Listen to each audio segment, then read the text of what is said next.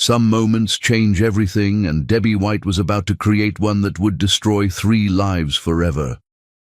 The Rainbow Room's crystal chandeliers cast dancing shadows across 300 of Manhattan's elite as Christoph Niesen adjusted his platinum cufflinks for the final time. In exactly 12 minutes, he would marry Nina Lilly, the woman who had transformed his world from cold corporate success into something beautiful and meaningful.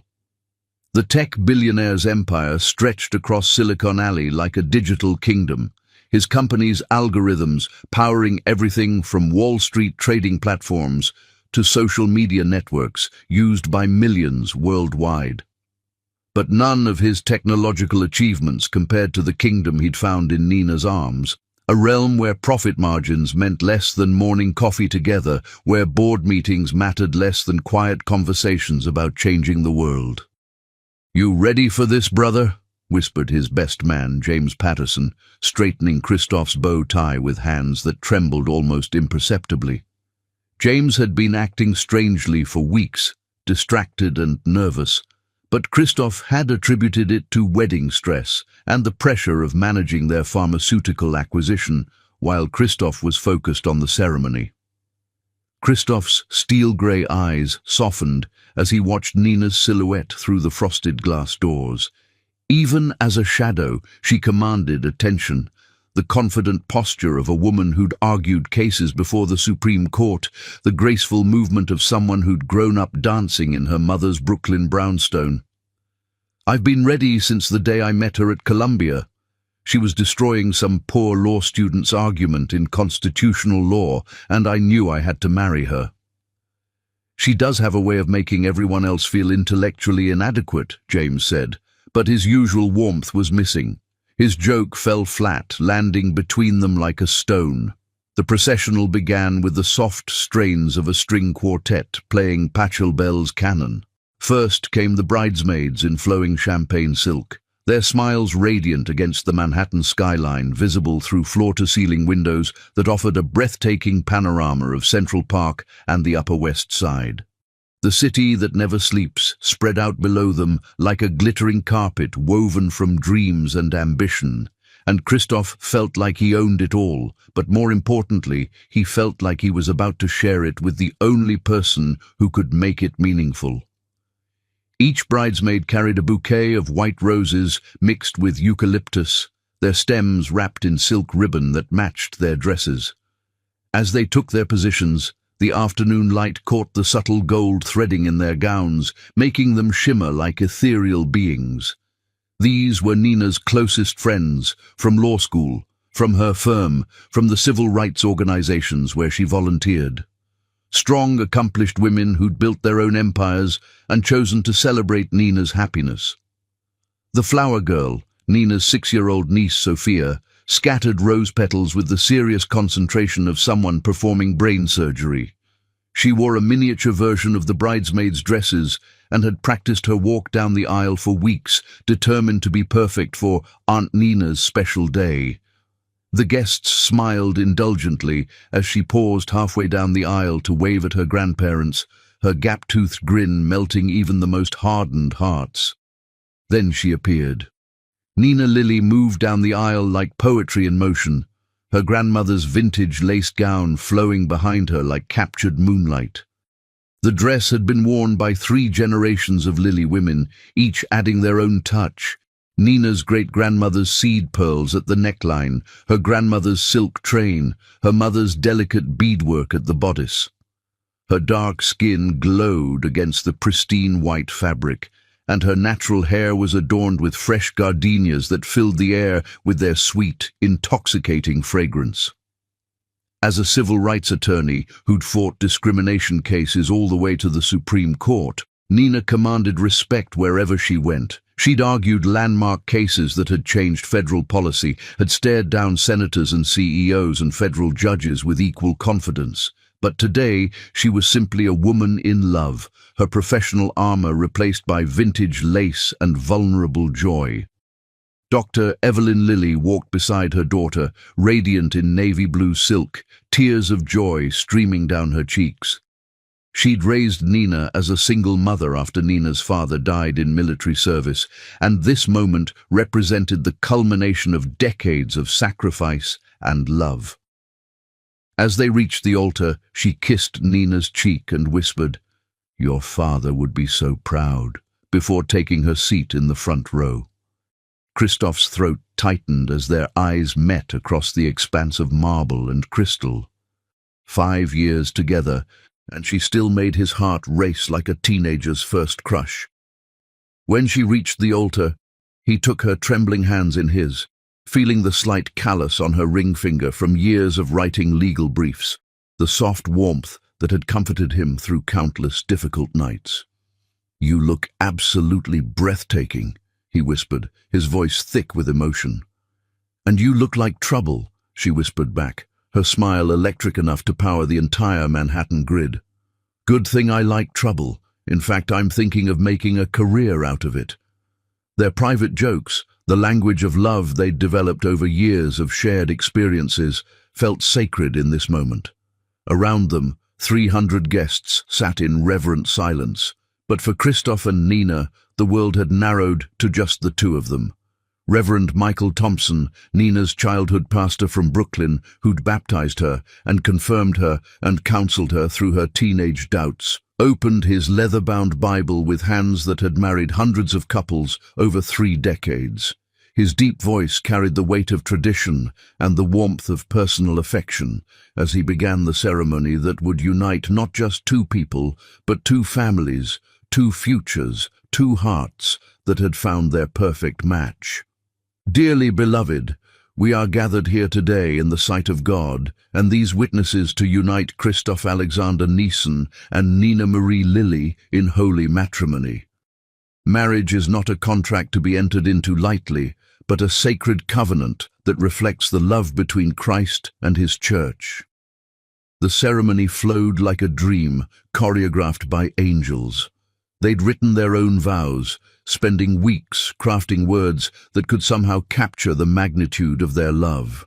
When Christoph spoke about Nina being the light that showed me life was about more than profits and power, the compass that pointed me toward my true north, there wasn't a dry eye in the house. Hardened Wall Street executives reached for their handkerchiefs, and Nina's mother sobbed openly in the front row. Nina's vows about finding home in his arms, discovering that love isn't about perfection, but about choosing each other every day, especially on the days when it's hard, left even the most cynical guests believing in fairy tales again. Her voice never wavered, even as tears streamed down her cheeks, because these weren't just pretty words. They were promises forged in the fire of real relationship, tested by long-distance periods when Christoph traveled for business and Nina worked 100-hour weeks on landmark cases. The exchange of rings felt sacred, each promise weighted with the gravity of forever. Christoph's ring was simple platinum, engraved with coordinates marking the spot where he'd first told Nina he loved her. Nina's engagement ring, a flawless 5-carat diamond from Tiffany, surrounded by smaller stones representing each year they'd been together, caught the light like captured starfire. "If anyone has any reason why these 2 should not be joined in marriage, speak now or forever hold your peace," Reverend Thompson announced, his voice echoing through the cavernous space like a challenge thrown down to the universe itself. The silence stretched like eternity, pregnant with possibility and promise. Christoph squeezed Nina's hands, sharing a knowing smile that said they'd made it. They'd survived the stress and planning and family drama and corporate demands. They were finally here, finally ready to become husband and wife in front of everyone who mattered to them. "I do." The voice cut through the silence like a blade through silk, sharp and deadly and irrevocable. Every head turned toward the bridal party like a field of sunflowers following a dark sun, where Debbie White stood frozen, her bouquet of white roses trembling in her manicured hands like a weapon she wasn't sure how to use. The collective intake of breath from 300 guests created a sound like wind rushing through a cathedral. Time seemed to slow, each second stretching into infinity as the words hung in the perfumed air like poison gas. "I'm sorry. Did someone speak?" Reverend Thompson asked, his voice carefully controlled, clearly hoping he'd misheard. In 30 years of performing weddings, he'd never actually had someone object. The phrase was tradition, a legal formality from centuries past, not an invitation for drama. Debbie White stepped forward, her designer heels clicking against the marble floor like gunshots in the sudden, suffocating silence.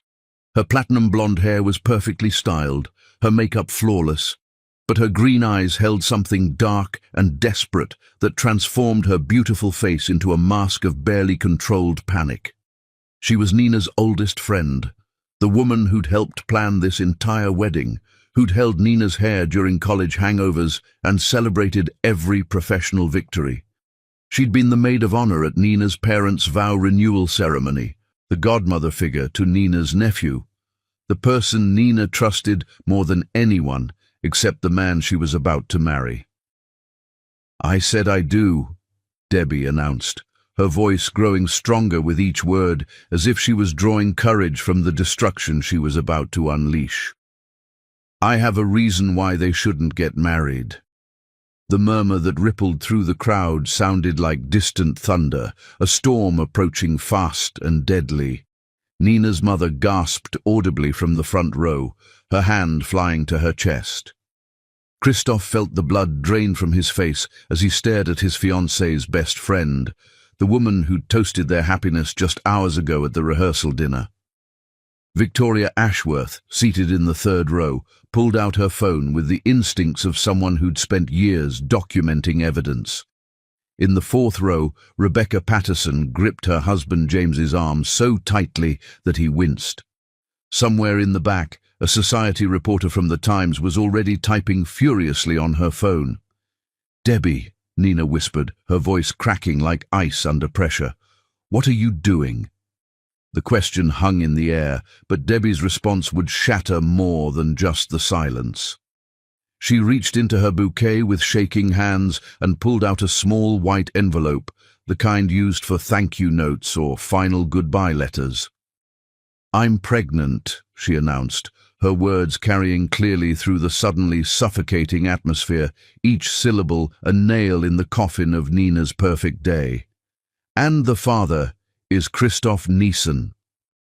The Rainbow Room erupted into chaos that would make the front page of every gossip publication in the city by morning. Gasps turned to shouts, whispered speculation became open accusations, and the sudden scraping of chairs against marble filled the air as guests rose to their feet like spectators at a gladiatorial arena. Camera phones appeared like magic mushrooms after rain, capturing every agonizing second for social media immortality. Nina stumbled backward, as if she'd been physically struck, her bouquet falling to the floor in a cascade of broken petals and shattered dreams. The gardenias that had smelled so sweet moments before now seemed cloying, suffocating, a mockery of the innocence that had just died. "That's impossible," Christoph said, his voice hollow with shock that reverberated through his chest like a physical wound. "Debbie, that's completely impossible." "Is it?" Debbie asked, tears now streaming down her cheeks, ruining her perfect makeup and revealing the raw desperation beneath the polished surface. "Tell her about Atlanta, Christoph. Tell her about the pharmaceutical conference last month. Tell her about the hotel room at the Ritz-Carlton." Nina's dark eyes darted between her best friend and her almost husband, like a trapped animal looking for escape. The betrayal was written across her face in letters of fire, each moment of realization another crack in her breaking heart. "What conference?" Nina's voice rose an octave, the courtroom attorney's instincts kicking in even as her personal world collapsed. "You told me you were in Boston for tech meetings. You showed me the itinerary." The lie hung in the air like poison gas, visible and deadly. Christoph's mind raced, trying to piece together what was happening while his heart hammered against his ribs like a caged bird. He had been in Atlanta, but not for any conference. He'd flown there to meet with MedTech Solutions, a small biotech firm he'd kept secret to avoid stock speculation that could tank the deal before it closed. "Nina, I can explain," he began, but his words were swallowed by the growing chaos. "Explain what?" Nina's voice could have shattered crystal. "Explain how my best friend is pregnant with my fiancé's baby. Explain how you lied to me about where you were. Explain how everything I thought I knew about my life is apparently a lie." "The baby is yours, Christoph," Debbie continued, her voice gaining strength from Nina's pain, as if drawing power from the destruction she was creating. "I have the ultrasound pictures, the medical records. I'm 12 weeks along." 12 weeks. Christoph's mathematical mind automatically calculated backward, the numbers spinning in his head like a slot machine landing on bankruptcy. That would place conception right around the time he'd been in Atlanta, closing the most important deal of his career. But he'd never touched Debbie White. He'd barely even spoken to her beyond polite conversation at dinner parties and charity events. "You're lying," he said, his voice deadly quiet in a way that made people step back involuntarily. The tech billionaire who could destroy companies with a single decision was emerging from beneath the groom's tender facade. "I don't know what game you're playing, but you're lying." "Am I?" Debbie reached into her purse and pulled out a folded sonogram image, holding it like a weapon. "Here's your son, Christoph. Or maybe you prefer not to acknowledge your children. Maybe you're the kind of man who abandons his responsibilities." The image fluttered to the ground between them like a fallen leaf or a death certificate for Nina's trust. She bent to pick it up, her wedding dress pooling around her like spilled milk, like innocence destroyed. When Nina looked at the sonogram, her face went ashen. The black and white image showed the unmistakable shape of a 12-week fetus, and the date stamp was clear and damning. "It's dated 6 weeks ago," she whispered, her voice barely audible above the crowd's growing murmur. "Debbie, you've been pregnant for 6 weeks and didn't tell me? Your best friend?" "I was waiting for the right moment," Debbie said, her voice breaking completely now, tears mixing with mascara to create dark rivers down her cheeks. "I didn't want to hurt you, Nina, but I couldn't let you marry him without knowing the truth about what kind of man he really is." The crowd pressed closer, their whispers growing louder, a Greek chorus of speculation and judgment. Someone in the back was already on their phone, probably alerting Page 6 in the Daily Mail. By tomorrow morning, this would be front-page news across 3 continents. "Security," Christoph called out, his voice cutting through the chaos like a knife through butter. "Clear the room, now." But the damage was done. As the guests reluctantly filed out, their shocked murmurs echoing off the walls like accusations, Christoph found himself alone with the 2 women who meant everything to him, one who might have betrayed him and one who definitely had. Nina stood slowly, the sonogram still clutched in her trembling hand like evidence in a murder trial. When she looked at Christoph, her eyes were already starting to harden into the expression he'd seen her wear in courtrooms when she was about to destroy someone's case piece by piece. "Is it true?" she asked simply, her voice carrying the weight of their entire relationship. "Nina, I swear to you on my mother's grave, on everything I hold sacred, I have never touched Debbie White. Not once, not ever. I've never been alone with her, never flirted with her, never even thought about her in that way." "But you were in Atlanta," Nina said, her courtroom training making her focus on the facts, the lies, the inconsistencies. "You lied about being in Boston. That was business. Business you couldn't tell your fiancé about." The hurt in her voice was like a physical blow. "Business so secret that you had to lie to the woman you claim to love." "Nina, please, you know me. You know I would never—" "I thought I knew you," Nina interrupted, her voice like ice forming over deep water. But apparently, I don't know you at all. Apparently the man I was about to marry is someone who lies about business trips and gets his fiancée's best friend pregnant." She pulled off her engagement ring, the 5-carat symbol of their love that he'd chosen after weeks of searching for something worthy of her, and placed it on the altar beside the fallen bouquet. The sound it made against the marble was like a gavel falling, like a death sentence being pronounced. "Nina, don't do this," Christoph pleaded, his composure finally cracking. "Don't let her destroy us. Don't let lies tear apart what we've built." "She didn't destroy us," Nina said, looking directly at Debbie, who was now sobbing openly. "You did, both of you did, and the worst part is that I have to find out on what should have been the happiest day of my life, in front of everyone we know." As Nina walked away, her wedding dress trailing behind her like broken dreams and shattered promises, Christoph felt his perfect world collapse around him like a house of cards in a hurricane.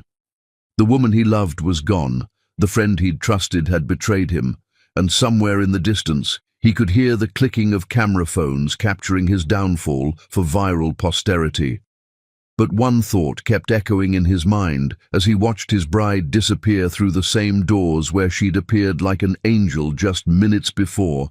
He knew with absolute, unshakable certainty that he had never slept with Debbie White, which meant either she was lying about the pregnancy, lying about him being the father, or something much more complicated and dangerous was going on. The question that would haunt him through the sleepless nights ahead was simple but terrifying. What was Debbie White really hiding, and who was pulling the strings behind this devastating performance? Chapter 2. Aftermath of Betrayal. In the brutal mathematics of scandal, one lie plus one truth still equals total destruction. 24 hours after the wedding that became Manhattan's most talked-about disaster, Christoph Niesen sat in his penthouse office overlooking Central Park, staring at his phone as if it might explode. The device hadn't stopped buzzing since yesterday's catastrophe, but he couldn't bring himself to answer another call from another reporter asking for a statement about his secret affair with his fiancée's best friend. The New York Post's headline that morning had been particularly vicious: "Tech Titan's Wedding Wrecked by Baby Bombshell." Below it, a photo captured the exact moment Debbie had made her announcement, Nina's face frozen in a mask of betrayal and disbelief. "Sir?" His assistant, Martha Rodriguez, knocked softly on his office door. "Your lawyers are here." Christoph looked up from the newspaper spread across his mahogany desk. His legal team, the best money could buy, filed in with grim expressions and thick briefcases. Leading them was Patricia Hoffman, senior partner at Hoffman, Klein and Associates, whose silver hair and steel demeanor had intimidated opponents for 3 decades. "Christoph," Patricia said, settling into the chair across from his desk, "we need to discuss damage control. Your stock price dropped 12% in after-hours trading yesterday." "I don't care about the stock price," Christoph said, his voice hoarse from a sleepless night. "I care about proving I'm innocent." "Are you?" The question came from David Chen, Patricia's associate, whose bluntness had served their firm well in criminal defense cases. "Of course I'm innocent!" Christoph exploded, then immediately regretted raising his voice. "I'm sorry. I've never even been alone with Debbie White, let alone slept with her." Patricia opened her briefcase and pulled out a thick folder. "We've started investigating Miss White's claims. The good news is that proving paternity will be straightforward once the baby is born. The bad news is that she seems to have medical documentation supporting her pregnancy timeline." "What about the father?" Christoph asked. "If it's not me, then who is it?" "That's what we need to find out," Patricia replied. "Meanwhile, we need to address the immediate crisis. Your board is calling an emergency meeting for this afternoon." Christoph's phone buzzed again. He glanced at the screen and his heart stopped. It was a text from an unknown number. She's lying about everything. Meet me at Cafe Luna on 84th at 2 p.m. if you want the truth. Come alone." "Sir?" Martha's voice seemed to come from very far away. "Are you all right?" Christoph stared at the message, his mind racing. Who would know the truth about Debbie's pregnancy? And why were they reaching out to him anonymously? "I need to step out," he said abruptly, standing and grabbing his jacket. "Christoph, we haven't finished," Patricia began. "I'll be back in an hour," he said, already heading for the door. "Don't make any statements to the press until I return." Cafe Luna was a small Italian bistro tucked between a bookstore and a vintage clothing shop on the Upper West Side. It was the kind of place where people went to disappear, with dim lighting and small tables that encouraged whispered conversations. Christoph arrived 10 minutes early and chose a corner table with a clear view of the entrance. At exactly 2 p.m., a woman entered the cafe, scanning the room nervously. She was tall and elegant, with auburn hair pulled back in a severe bun and designer sunglasses that she didn't remove even indoors. She spotted Christoph and walked over, her heels clicking against the hardwood floor. "Mr. Neeson?" she asked, sliding into the chair across from him. "You sent the text," he said. It wasn't a question. The woman nodded and finally removed her sunglasses, revealing tired brown eyes and stress lines that suggested she hadn't slept much lately either. "My name is Sarah Lilly. I'm Nina's older sister." Christoph's blood turned to ice. He'd heard about Sarah, but had never met her. Nina rarely spoke about her sister, and when she did, it was always with a mixture of love and frustration. Sarah had a history of making poor choices and dragging the family into drama. "What do you know about Debbie's pregnancy?" he asked directly. Sarah looked around nervously, then leaned forward. "Everything," she whispered. "I know everything because I'm the one who got her into this mess." "I don't understand." Sarah took a shaky breath. "Debbie isn't pregnant with your baby, Mr. Neeson. She's not even pregnant with a baby that's yours biologically. But she is pregnant, and she's desperate, and I'm the reason why." Christoph felt like he was trying to solve a puzzle with half the pieces missing. "Start from the beginning." 3 months ago, I was having an affair," Sarah said, her voice barely audible. "With someone I shouldn't have been with. Someone who's married, someone important. When I found out I was pregnant, I panicked. What does this have to do with Debbie?" "I went to Debbie for help. She's always been like family to us, and she's the only person I knew who could keep a secret. I was going to get an abortion, but then," Sarah paused, her hands shaking as she reached for her water glass. "But then what?" "The man I was having the affair with is someone you know, Mr. Neeson, someone you work with. When Debbie found out who the father was, she said she had a better idea." Christoph's mind raced through his business associates, trying to imagine which one would have an affair with Nina's sister. "Who?" "Your business partner," Sarah whispered. "James Patterson." The words hit Christoph like a physical blow. James Patterson, his best man, his closest friend, the person he trusted more than anyone except Nina. James, who was married to Rebecca, a sweet woman who'd struggled with infertility for years. "James," Christoph whispered. "You're having an affair with James?" "Had," Sarah corrected. "I ended it when I found out about the pregnancy. But Debbie, she said she could use the information to help both of us." "How?" Sarah's eyes filled with tears. "She knew about your acquisition of MedTech Solutions, the pharmaceutical company in Atlanta. She said if she could convince everyone that you were the father of my baby, she could blackmail you into giving her money for the child support, and I could disappear until I decided what to do about the pregnancy." The pieces were starting to come together, but the picture they formed was even worse than Christoph had imagined. "So, Debbie claimed she was pregnant with my baby, using your medical records." "Yes, she doctored the paperwork to make it look like she was the patient. She thought you'd pay her off quietly to make the scandal go away, and then, when there was no baby in 9 months, she'd claim she'd miscarried. But why destroy Nina's wedding? Why hurt her like that? Sarah's tears flowed freely now. I don't think she planned to do it at the wedding. I think she panicked when she realized you weren't going to pay her off without proof, so she decided to force your hand publicly. Christoph leaned back in his chair, overwhelmed by the scope of the betrayal. His best friend had been having an affair with his fiancée's sister.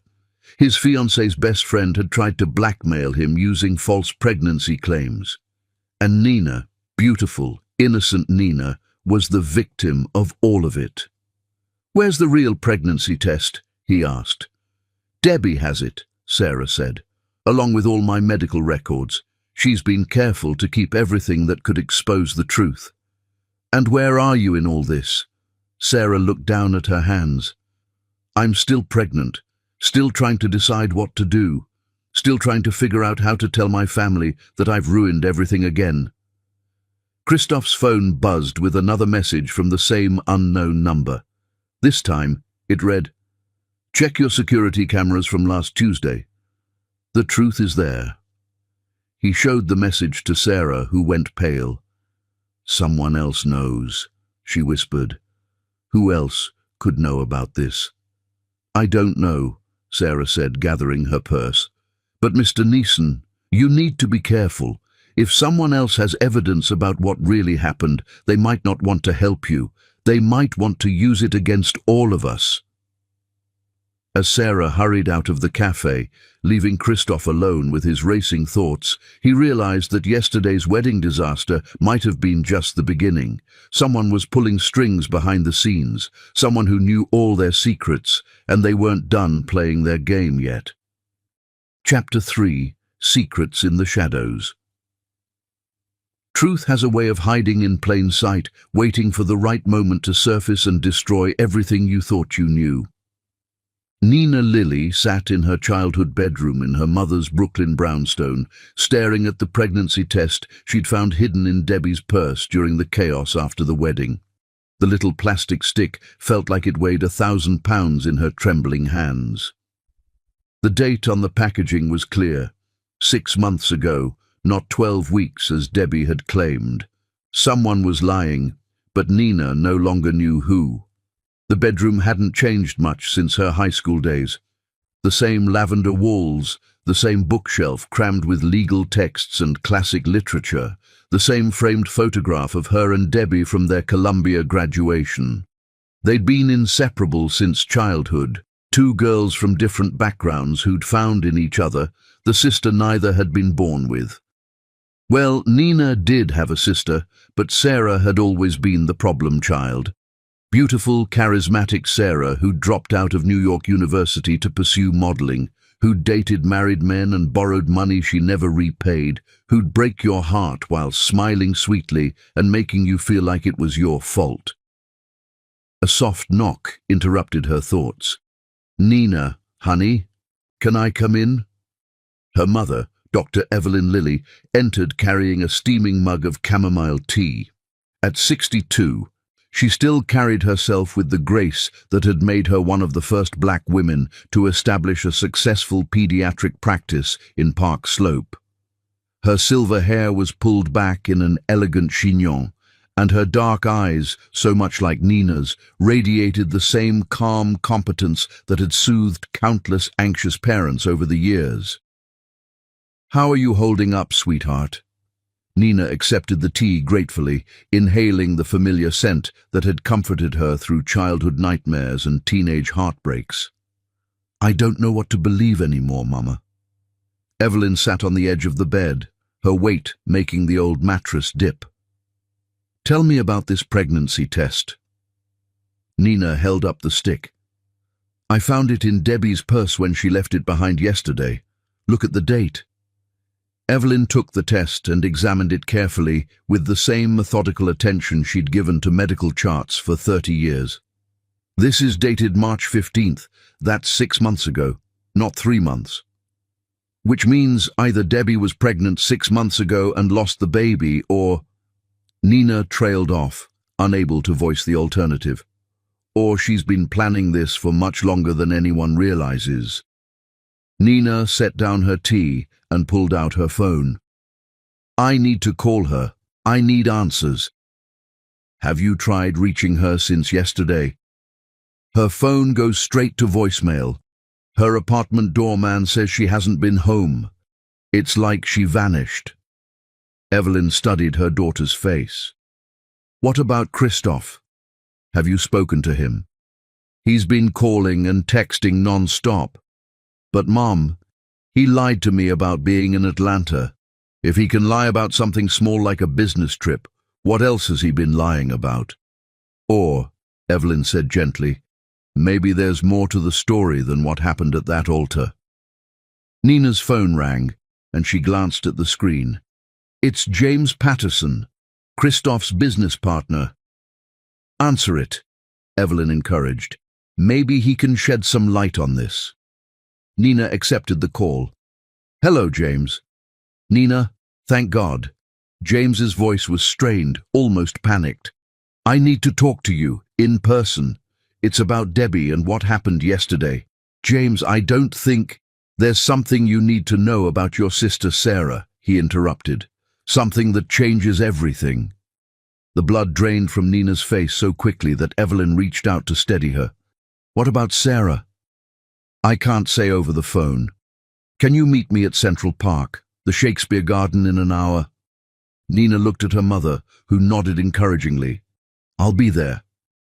After hanging up, Nina sat in silence for a moment. Why would James know something about Sarah? Evelyn's expression grew troubled. I've been wondering about Sarah lately. She's been acting strangely for months, secretive, evasive, and she wasn't at your wedding. She said she had the flu. Your sister has never missed an important family event for illness in her entire life. That girl once attended your cousin's bar mitzvah with a broken leg. Nina stood and moved to her dresser, pulling out jeans and a sweater. As she changed out of the silk pajamas she'd been wearing since yesterday, she caught sight of herself in the mirror. Her eyes were red-rimmed from crying, her hair was a mess, and she looked nothing like the confident attorney who'd argued cases before federal judges. Mom, what if everything I thought I knew about the people I love is wrong? Evelyn came up behind her and placed gentle hands on her daughter's shoulders. Then you deal with the truth, whatever it is. You've never run from a fight in your life, Nina Marie Lilly. Don't start now. Central Park's Shakespeare Garden was a hidden oasis of tranquility in the heart of Manhattan. Tucked away near the Delacorte Theatre, it featured flowers and herbs mentioned in the Bard's plays, with small plaques bearing relevant quotes scattered throughout the winding paths. It was the kind of place lovers went for quiet conversations and marriage proposals. Nina found James Patterson sitting on a bench near the rosemary bushes, his head in his hands. He looked terrible. His usually immaculate suit was wrinkled, his hair disheveled, and he had the appearance of a man who hadn't slept in days. James, she called softly. He looked up, and Nina was shocked by the raw anguish in his eyes. James had always been the steady one, the reliable partner who balanced Christoph's intensity with calm pragmatism. Now he looked like a man on the verge of complete breakdown. Nina, I'm so sorry, he said, standing as she approached. I'm so fucking sorry for everything. She'd never heard James curse before. What's going on? He gestured for her to sit beside him on the bench. I need to tell you something that's going to hurt. About Sarah, about me, about everything that happened yesterday. Nina's stomach knotted. Just say it. I've been having an affair with your sister, James said, the words tumbling out like he'd been holding them back with physical force. For 4 months, she's pregnant, and the baby is mine. The words hit Nina like a slap. She stared at James, trying to process what he'd just told her. Sarah's pregnant? With your baby? Yes. But Debbie said she was pregnant with Christoph's baby. James rubbed his face with his hands. That's the thing. I think Debbie found out about Sarah and me, and she's using it somehow. Sarah's been terrified about the pregnancy, terrified about what it would do to your family if they found out, terrified about what it would do to my marriage. Nina thought about Rebecca Patterson, James's wife of 8 years. Sweet, devoted Rebecca, who'd been trying to get pregnant for so long that she'd undergone 3 rounds of IVF. Rebecca doesn't know. Number. And if this comes out, it'll destroy her.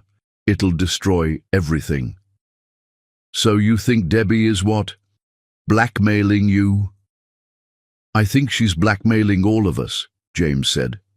Think about it. She disrupts your wedding with a lie about Christoph. She knows about Sarah and me. She probably knows other secrets too.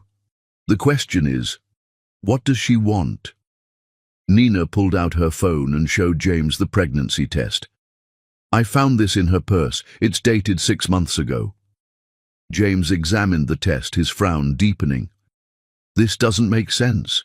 If she was pregnant 6 months ago, where's the baby? Did she lose it? Did she... I don't know, Nina said, but someone's been planning this for a long time. A jogger passed by, and both of them fell silent until the person was out of earshot. The afternoon sun was starting to set, casting long shadows through the garden. James, where was Christoph really when he said he was in Boston? Atlanta. He was acquiring a pharmaceutical company called MedTech Solutions. He kept it quiet because he didn't want to affect stock prices before the deal was finalized. So he wasn't lying about business. Number and Nina ... James hesitated. I've known Christoph for 15 years. I've seen him with dozens of women before he met you. He's never ever cheated on anyone he was serious about, and he's never been more serious about anyone than he is about you. Nina felt tears threatening again. Then why won't he just take a paternity test and prove the baby isn't his? Because he's scared, James said quietly. He's scared that even if he proves his innocence, the damage to your relationship is already done. He's scared that you'll never trust him again. Nina's phone buzzed with a text message from an unknown number. Your sister is in danger. Meet me at the Metropolitan Museum, Egyptian Wing, tomorrow at noon. Come alone and don't tell anyone about this message. She showed the text to James, whose face went pale. Someone else knows about Sarah, he whispered. Who could know all of this? I don't know, but Nina, what if this isn't just about money? What if someone is orchestrating all of this for a different reason? As they sat in the growing darkness of the Shakespeare Garden, surrounded by flowers and herbs that had inspired tales of love and betrayal for centuries, Nina realized that her perfect life had become a tragedy worthy of the bard himself.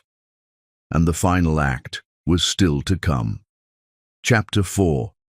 The investigation begins. When your life becomes a crime scene, everyone you've ever trusted becomes a suspect.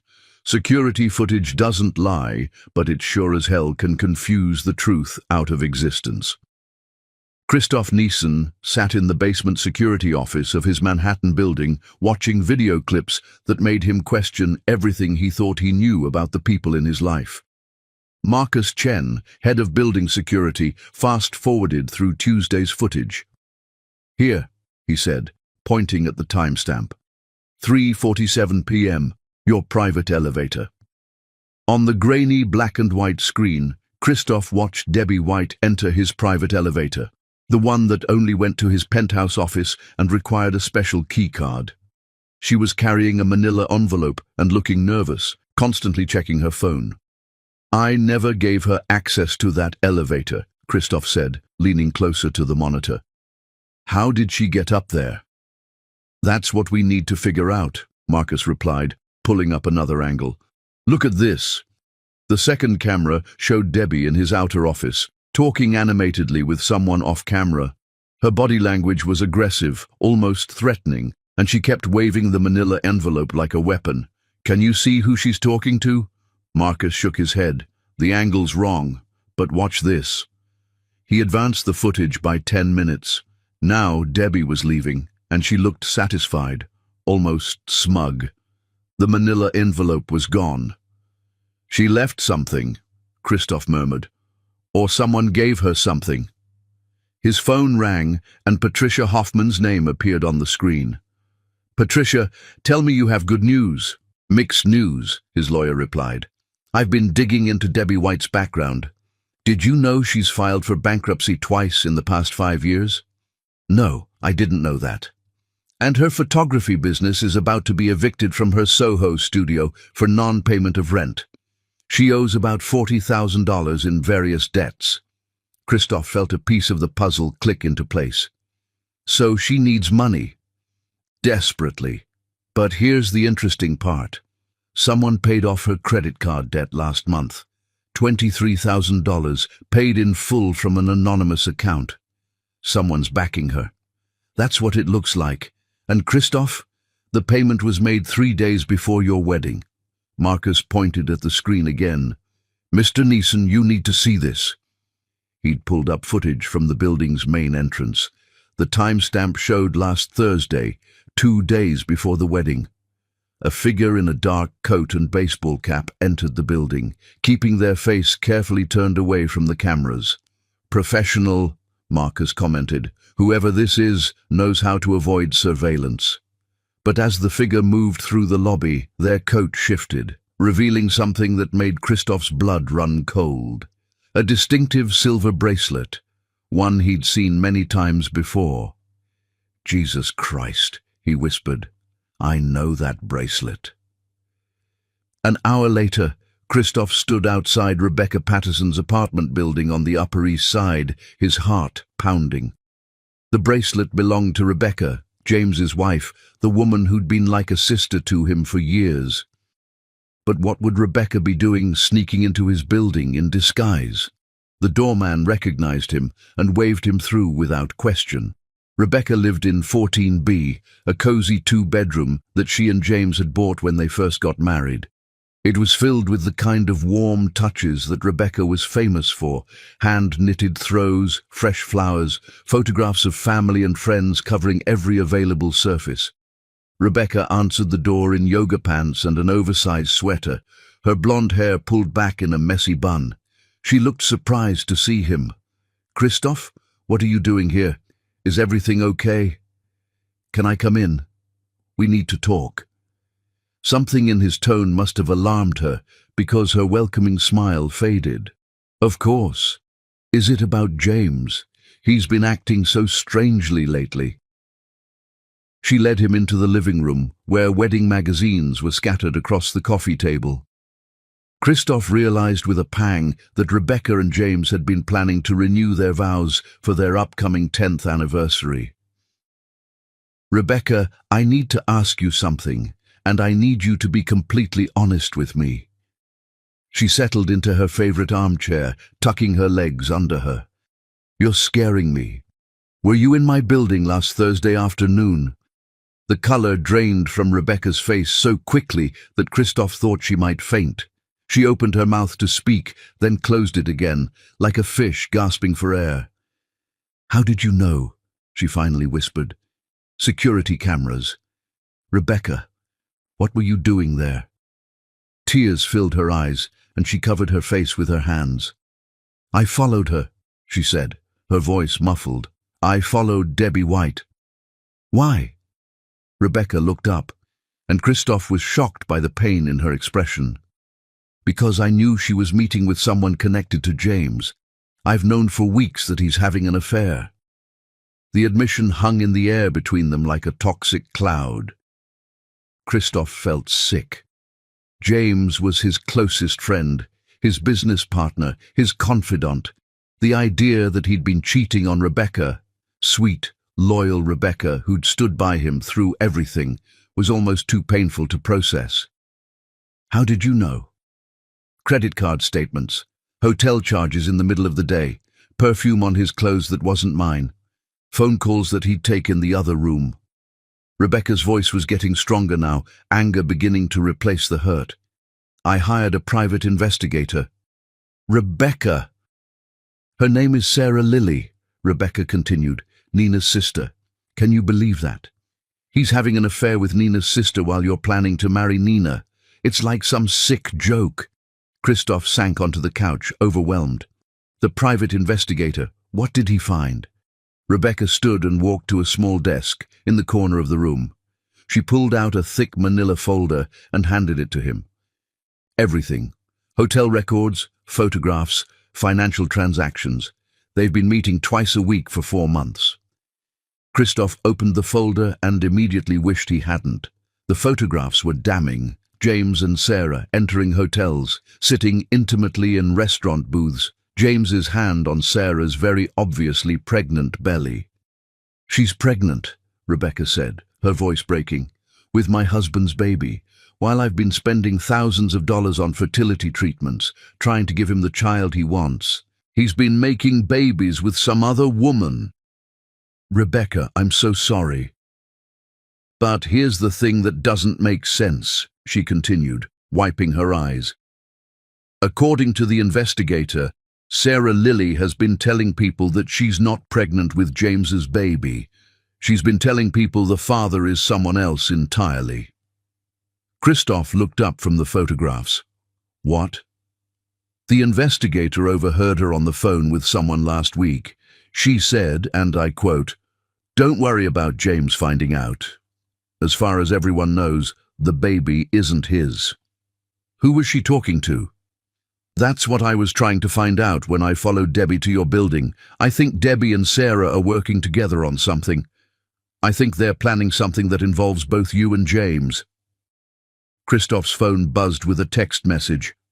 "Stop digging or people will get hurt. This is your only warning." He showed the message to Rebecca, who went pale again. "Someone knows we're talking," she whispered. "Rebecca, listen to me very carefully. I think you and I are being manipulated. I think someone is using all of our secrets against us." "But who? And why?" Before Christoph could answer, they heard a key turning in the front door. Rebecca's eyes went wide with panic. "James," she whispered, "he's not supposed to be home for hours." The door opened and James Patterson walked in, stopping short when he saw Christoph on the couch and his wife holding a folder of surveillance photographs. "What the hell is going on here?" he asked, his voice dangerously quiet. For a moment, nobody spoke.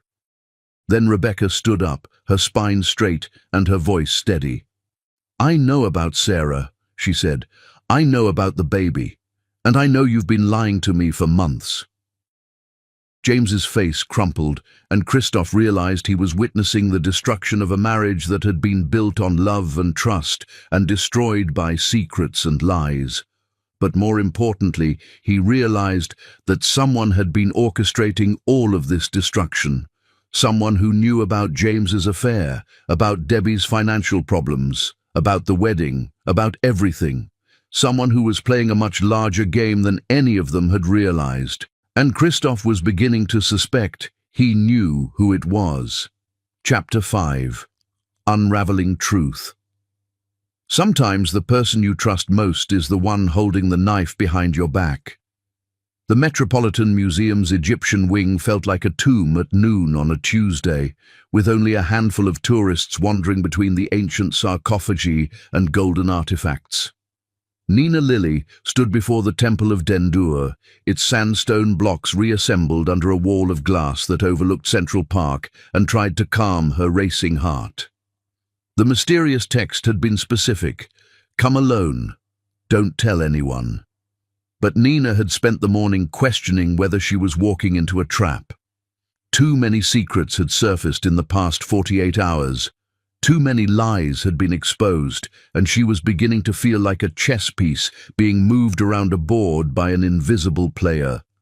"Miss Lilly?" Nina turned to find a woman approaching from behind a display case of canopic jars. She was in her 50s, impeccably dressed in a navy suit, with silver hair pulled back in a perfect chignon. She carried herself with the confidence of someone accustomed to power, and her sharp blue eyes missed nothing. "I'm Victoria Ashworth," the woman said, extending a manicured hand. "I believe we need to talk." Nina recognized the name immediately. Victoria Ashworth was one of Manhattan's most prominent philanthropists, a widow who'd inherited her late husband's real estate empire and had spent the past decade using her wealth and influence to support causes ranging from women's rights to environmental protection. She was also one of the biggest donors to Nina's law firm's pro bono work. "Mrs. Ashworth," Nina said, accepting the handshake. "I wasn't expecting... did you send me that text?" "I did. And please, call me Victoria. We have a great deal to discuss, and I'm afraid most of it is quite unpleasant." Victoria gestured toward a bench positioned to face the temple. As they sat, Nina noticed that the older woman's hands were trembling slightly, a sign of either nervousness or anger. "How do you know about my sister?" Nina asked directly. "Because I've been watching your family for several months now," Victoria replied. "More specifically, I've been investigating a pattern of fraud and extortion that seems to center around the people you're closest to." Nina felt her stomach drop. "Fraud?" Victoria opened her designer handbag and pulled out an iPad. She swiped through several screens before handing it to Nina. "These are financial records. Payments made from various shell companies to your friend Debbie White, your sister Sarah, and several other individuals over the past year." Nina studied the screen, trying to make sense of the numbers and dates. "I don't understand. What kind of payments?" "Blackmail payments," Victoria said simply. "Someone has been systematically gathering compromising information about wealthy, prominent New Yorkers and then using that information to extort money from them." "And you think my sister and Debbie are involved?" "I think they're victims who became accomplices," Victoria corrected. "The real question is who's running the operation." Nina looked up from the iPad. "Why are you telling me this? What's your connection to all of this?" Victoria's expression grew pained. "Because my son was one of the first victims." "Your son?" "Michael Ashworth. He's a federal prosecutor who was being blackmailed over an affair he had 3 years ago. The blackmailer demanded money to keep quiet about the affair, threatening to destroy his career and his marriage if he didn't pay." Nina remembered reading about Michael Ashworth in the legal newspapers. He was a rising star in the U.S. Attorney's Office, known for his work prosecuting white-collar crimes. "Did he pay?" "For a while, yes. $5,000 a month for 18 months. But then the demands increased and he realized it would never end, so he came to me for help." Victoria took back the iPad and swiped to a new screen. "This is where it gets interesting. The bank accounts receiving the payments? They were set up using false identities, but the person who set them up made a mistake. They used an address that traced back to a legitimate business." "What business?" "A photography studio in Soho, owned by Debbie White." Nina felt the blood drain from her face. Debbie's studio. The same studio that's been facing eviction for months. The same studio that suddenly had its rent paid in full 3 weeks ago. Victoria leaned forward. "Nina, I think your friend has been running a blackmail operation out of her business. And I think your wedding was supposed to be her biggest score yet." "But that doesn't make sense. Why would she destroy my wedding? Why hurt me like that?" "Because I don't think you were the target," Victoria said quietly. "I think Christoph was. Think about it, a tech billionaire with a squeaky clean reputation, about to marry a prominent civil rights attorney.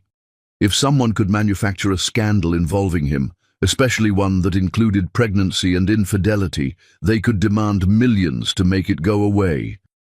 Nina's mind raced through the events of the past few days. But the plan backfired because Christoph didn't try to pay her off quietly. He denied everything publicly. Exactly. Which means Debbie had to improvise, and that's when things got messy. Victoria showed Nina another screen on the iPad. "These are phone records from the past week. Look at this pattern of calls between Debbie's phone and another number." Nina studied the call log. Starting a week before the wedding, there had been dozens of calls between Debbie and an unknown number.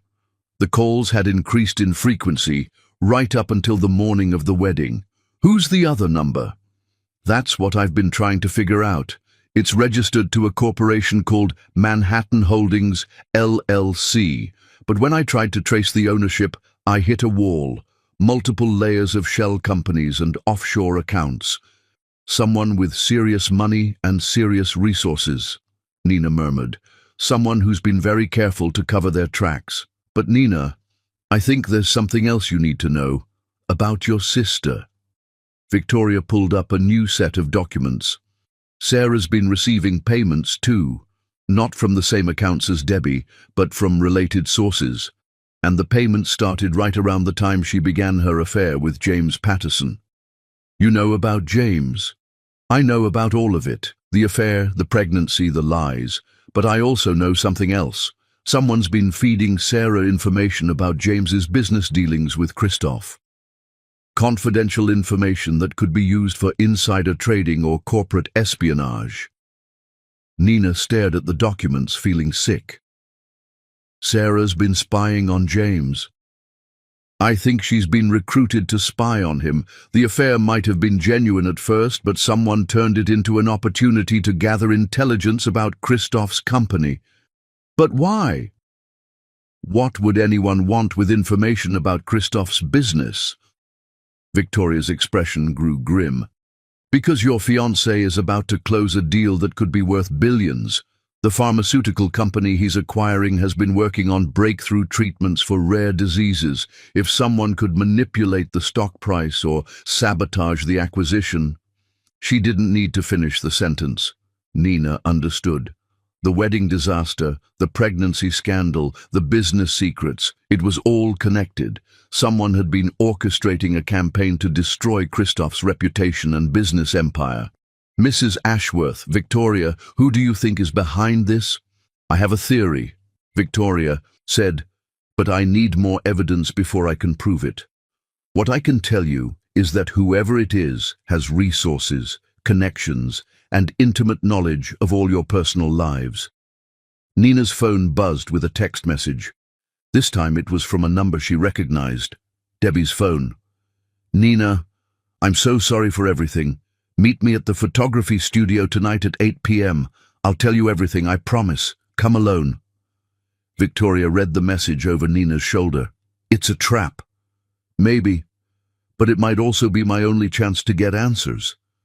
Nina, these people have already shown they're willing to destroy lives to get what they want. If you go to that studio, then I'll make sure I'm not going alone, Nina said, standing up. Mrs. Ashworth, I need you to call someone for me. I need you to call Christoph. As they walked out of the Egyptian wing, past the ancient artifacts and timeless treasures, Nina realized that her life had become an archaeological dig of sorts. She was excavating layers of secrets and lies, trying to uncover the truth buried beneath years of deception. But unlike the archaeologists who had carefully unearthed the temple stone by stone, Nina was running out of time. The truth was buried somewhere in that photography studio, and she was going to dig it up tonight, even if it killed her. Chapter 6. First Revelation. The moment you think you understand the game, someone changes all the rules. The Soho photography studio felt like a museum of broken dreams at 8 o'clock on a Tuesday night. Debbie White's workspace was a chaos of expensive equipment mixed with unpaid bills, stunning fashion photographs hanging next to eviction notices, and the lingering scent of developer chemicals and desperation that clung to everything like invisible smoke. Nina Lilly stood in the doorway, her finger hovering over her phone's speed dial for Christoph. She'd promised Victoria Ashworth that she wouldn't go in alone, but the studio appeared empty, and she was tired of being afraid of her oldest friend. After everything that had happened, after all the lies and betrayals and shocking revelations, she needed to look Debbie in the eye and hear the truth. The studio itself told a story of dreams deferred and ambitions crushed. Expensive Profoto lighting equipment stood unused, covered in dust that suggested months of neglect. Fashion photographs from more successful times lined the walls. stunning black and white portraits of models and celebrities that had once graced the pages of Vogue and Harper's Bazaar. But interspersed between these artistic triumphs were stark reminders of financial reality: past due notices, collection agency letters, and a prominent eviction warning taped to the front desk. "Debbie," she called out, her voice echoing in the high-ceiling space. "I'm here." A light flickered on in the back of the studio, illuminating the small office where Debbie handled the business side of her photography work. Nina could see her silhouette through the frosted glass door, sitting hunched over what appeared to be a desk covered in papers and what looked like legal documents. The shadow seemed smaller somehow, diminished, like someone who'd been carrying an unbearable weight for too long. "In here," Debbie's voice called, sounding strained and tired in a way that Nina had never heard before. There was a hollow quality to it, as if the fight had gone out of her completely. Nina made her way through the studio, past the professional lighting equipment and backdrop stands that had once represented Debbie's dreams of becoming the next Annie Leibovitz or Richard Avedon. The equipment was top of the line: soft boxes and strobes that cost thousands of dollars, cameras that were worth more than most people's cars, but everything was covered in a thin layer of dust that suggested it hadn't been used in weeks. She noticed details she'd missed on previous visits: the way the expensive hardwood floors were scuffed and stained, the way the once pristine white walls showed signs of water damage from a leak that had never been properly repaired, the way the whole space felt like a beautiful shell that was slowly crumbling from within. She pushed open the office door and found Debbie sitting behind her desk, but she wasn't alone. Sarah Lilly sat in the chair across from her, her face streaked with tears and her hands protectively cradling her obviously pregnant belly. The sight of her sister, Sarah, who was supposed to have the flu, who'd missed the most important day of Nina's life, hit Nina like a physical blow. The office was cramped and cluttered, dominated by a cheap desk that looked out of place among the expensive photography equipment. File cabinets lined the walls, their drawers slightly open, as if someone had been searching through them hastily. Papers were scattered across every surface: invoices, contracts, bank statements, and what appeared to be medical records. "Sarah?" Nina gasped, her voice cracking with a mixture of relief and anger. "What are you doing here?" "Telling the truth," Sarah said, her voice hollow with exhaustion and guilt. "Finally telling the truth about everything." Her pregnancy was more advanced than Nina had realized. She had to be at least 6 months along, which meant she'd been hiding this from the family for far longer than Nina had imagined. Debbie looked up, and Nina was shocked by her appearance. Her usually perfect makeup was smeared, revealing the dark circles under her eyes and the stress lines that makeup had been hiding for months. Her hair was disheveled, and her eyes held the wild look of someone who'd been pushed beyond their breaking point and was teetering on the edge of complete collapse. Her hands shook as she reached for a glass of water, and Nina noticed that her wedding manicure was chipped and neglected. "Sit down, Nina," Debbie said, gesturing to a third chair that had been placed strategically in front of the desk. "There's so much you need to know. So much I should have told you months ago." Her voice carried the weight of someone who'd been carrying secrets for too long. Nina remained standing, her legal instincts telling her to maintain a position of strength. The fluorescent overhead light cast harsh shadows across all their faces, making the small office feel like an interrogation room. "I've been learning a lot lately, like how you've been running a blackmail operation out of this studio." Debbie's laugh was bitter and humorless, the sound of someone who'd lost the ability to find anything amusing in life. "Blackmail operation? Is that what Victoria Ashworth told you?" There was resignation in her voice, as if she'd been expecting this confrontation for weeks. "You know about Victoria?" "I know about everyone who's been digging into my business," Debbie replied, her voice carrying a weariness that spoke of sleepless nights and constant fear. Just like I know that Christoph has been investigating me, and James has been trying to figure out who knows about his affair, and you've been playing detective all over Manhattan." Sarah leaned forward in her chair, her pregnancy making the movement awkward. "Nina, you have to understand, none of this was supposed to happen the way it did." Her voice carried the pleading tone of someone desperate to be understood. "What way was it supposed to happen?" Nina demanded, her courtroom training making her voice sharp and accusatory. "You destroy my wedding, humiliate the man I love, and drag our family into some criminal conspiracy.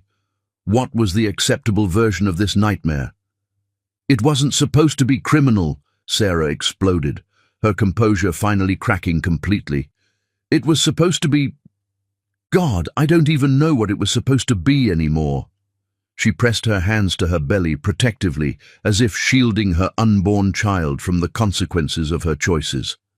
Debbie opened a desk drawer and pulled out a thick manila folder, its contents bulging with what appeared to be months of accumulated evidence. The folder was worn and creased, as if it had been handled countless times. "Here," she said, sliding it across the desk with trembling hands. "This is everything. All the files, all the evidence, all the truth you've been looking for." Nina opened the folder and found herself looking at copies of medical records, bank statements, photographs, and what appeared to be a detailed timeline of events going back several months. The organization was meticulous, almost obsessive, as if someone had been documenting every detail of a complex plan. There were also what appeared to be signed contracts, email printouts, and photographs taken with telephoto lenses. "The pregnancy test you found," Debbie began, her voice barely above a whisper. "It was mine, but not for the baby I claimed to be carrying at your wedding." She looked down at her hands, unable to meet Nina's eyes. "I don't understand." "I was pregnant 6 months ago," Debbie continued, tears starting to flow down her cheeks. "The father was someone I'd been seeing casually, a married man who made it very clear that he wanted nothing to do with me or a baby. He offered to pay for an abortion and then disappear from my life forever." Her voice broke completely on the last words. Nina felt her heart constrict with sympathy, despite everything that had happened. "Debbie, why didn't you tell me?"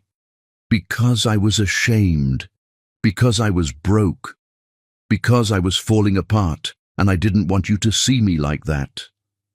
Debbie's voice gained strength from anger at herself.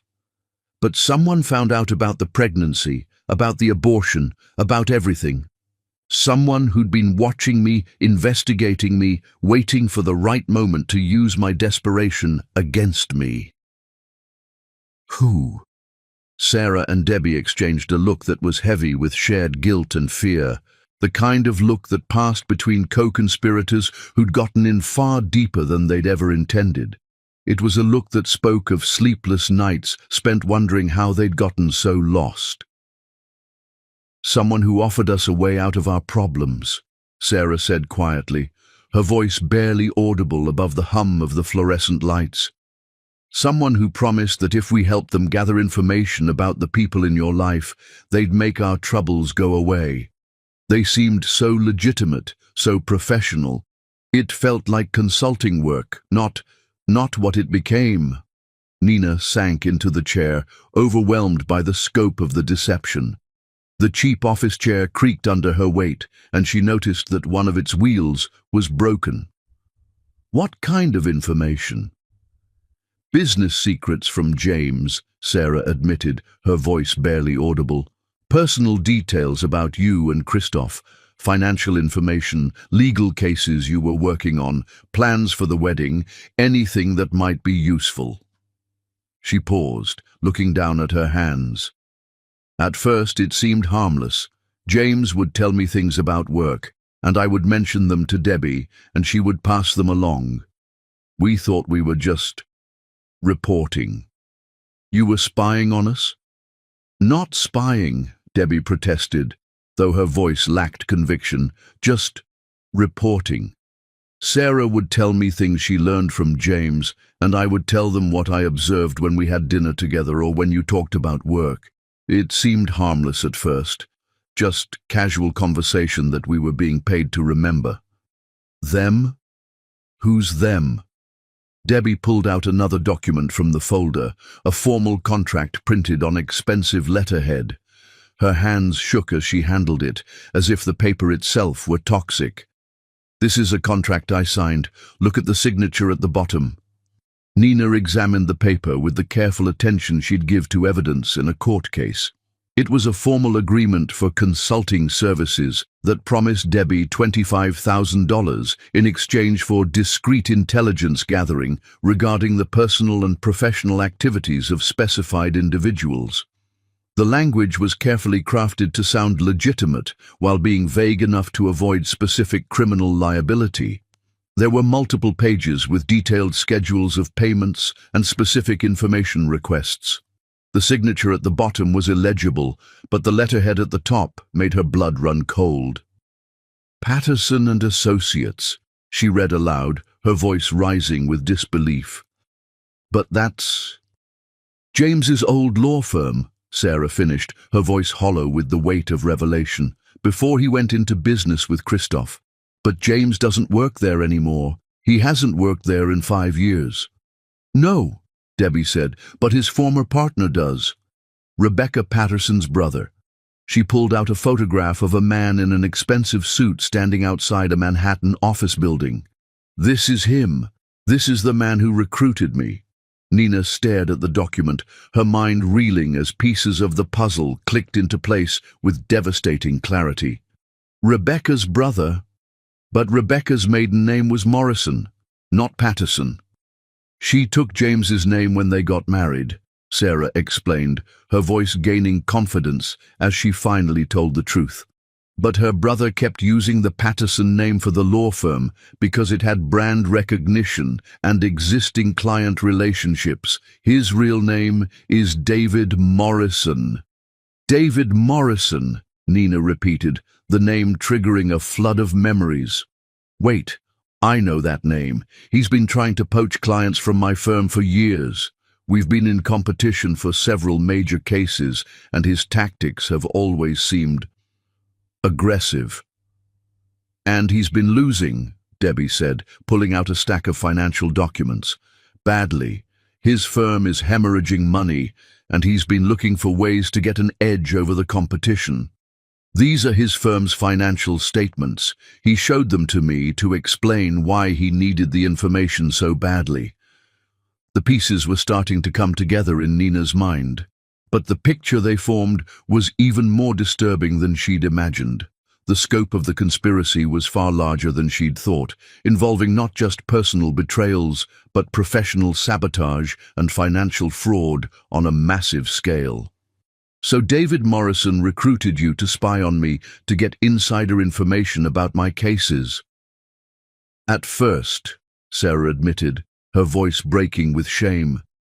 "But then he found out about my affair with James, and the scope of the operation expanded dramatically. He said he could use the affair as leverage, as a way to get even better information." "Expanded how?" Debbie pulled out a photograph and placed it on the desk with shaking hands. It showed Sarah and James entering a hotel, but the angle and lighting suggested it had been taken by a professional photographer using expensive equipment and telephoto lenses. There were timestamps and location data printed on the bottom of the image. He wanted compromising photos of the affair. He said he might need leverage over James if Christoph's business deals started affecting his own interests. Debbie's voice was barely a whisper now. "He had people following them, documenting everything. There are dozens of photos." "But then you got pregnant," Nina said to Sarah, her voice heavy with understanding. "And everything changed." Sarah nodded, tears flowing freely now. "Morrison saw an opportunity to create an even bigger scandal, one that would destroy both Christoph's reputation and his business empire. He said the pregnancy was perfect. It gave him a weapon he could use against all of you." Nina looked at Debbie, the final pieces of the puzzle falling into place with sickening clarity. "So the plan was for you to claim you were pregnant with Christoph's baby?" The plan was for me to privately approach Christoph and demand money to keep quiet about the affair, Debbie explained, her voice breaking with the weight of her confession. Morrison thought he'd pay quietly to avoid scandal. He said tech billionaires always paid to make problems go away, but when Christoph didn't respond to the initial approach, you panicked and decided to go public at the wedding. I was supposed to wait until after the honeymoon, Debbie said, tears flowing freely now. Morrison wanted me to give Christoph time to think about the blackmail demand, to let the pressure build. But the morning of your wedding, Sarah called me crying about how guilty she felt about everything, and I couldn't stand the thought of watching you marry him while keeping such a huge secret. Nina stood up and began pacing the small office, her mind racing through the implications while her heart broke for everyone involved. So you destroyed my wedding to ease your conscience? I destroyed your wedding because I thought I was protecting you, Debbie shouted, her voice cracking with pain and desperation. I thought Christoph was going to pay the blackmail money, which would mean he was guilty of something, and I couldn't let you marry someone who was hiding things from you. But he wasn't hiding anything. I know that now, Debbie said quietly, her voice barely audible. But by then it was too late. The damage was done, and Morrison was furious. He said I'd ruined everything, that I'd forced his hand. Nina's phone rang, and Christoph's name appeared on the screen. She answered immediately, her heart racing with a mixture of relief and fear. Nina, thank God. His voice was urgent and filled with concern. Where are you? I'm at Debbie's studio with her and Sarah. Christoph, there's so much. You need to get out of there. Now Victoria Ashworth just called me with information about David Morrison. He's been embezzling money from his clients to fund this whole operation, and he's desperate. The FBI is involved now, and if he thinks you're going to expose him... The lights in the studio suddenly went out, plunging them into darkness. Nina heard Sarah gasp, and Debbie's chair scrape against the floor. Nina? Christoph's voice came through the phone. Nina, what's happening? From somewhere in the darkness of the studio, they heard the sound of footsteps, slow, deliberate, purposeful, and a voice that Nina recognized with growing dread. Good evening, ladies. I think it's time we had a proper conversation. Chapter 7. Deeper Deceptions. In the dark, everyone becomes a stranger, even the people you've known your whole life. The emergency lighting cast eerie shadows through Debbie's photography studio as David Morrison stepped into the office doorway, his silhouette backlit like a villain in a film noir. Nina could see that he was holding something in his right hand, though she couldn't make out what it was in the dim light. Mr. Morrison, she said, trying to keep her voice steady. This is unexpected. Is it? Morrison moved into the room, and Nina could see that he was holding a small digital recorder. I've been listening to your conversation for the past 10 minutes. Very illuminating. Debbie stood up from behind her desk, her hands shaking. David, you said you just wanted information. You never said anything about threatening people. Plans change, Debbie, Morrison replied, his voice calm and controlled, especially when people start involving federal prosecutors' mothers in private investigations. Nina realized he was talking about Victoria Ashworth. How do you know about Victoria? Because I make it my business to know everything about the people who might interfere with my work, Morrison said. Just like I know that your boyfriend is probably on his way here right now, along with whoever else you've managed to involve in this mess. Nina's phone was still connected to Christoph, and she hoped he was listening. What do you want, Morrison? What I've always wanted. To protect my interests and eliminate the threats to my business. Morrison moved closer, and Nina could see his face clearly now. He was younger than she'd expected, probably in his early 40s, with the kind of sharp features and expensive suit that screamed Manhattan lawyer. But his eyes held something cold and calculating that made her skin crawl. Your law firm has been stealing my clients for 3 years, he continued. taking cases that should have been mine, undercutting my fees, using your reputation to make me look second-rate. That's called competition, Nina said. It's legal. Legal, yes, but not very profitable for me. Morrison's smile was humorless. So I decided to level the playing field. If I couldn't beat you in court, I'd have to find another way to win. Sarah, who had been silent since Morrison's arrival, finally spoke up. You told me this was just about gathering information. You never said you were planning to destroy people's lives. I told you what you needed to hear to get your cooperation, Morrison replied without looking at her, just like I told Debbie what she needed to hear, and James what he needed to hear. James knows about this? Nina asked. James has been feeding me information about Christoph's business deals for months, Morrison said. Not willingly, of course, but when a man is having an affair with his business partner's future sister-in-law, he becomes very motivated to cooperate when someone threatens to expose that affair to his wife and his partner. Nina felt sick. You've been blackmailing James. I prefer to think of it as mutually beneficial information sharing, Morrison said.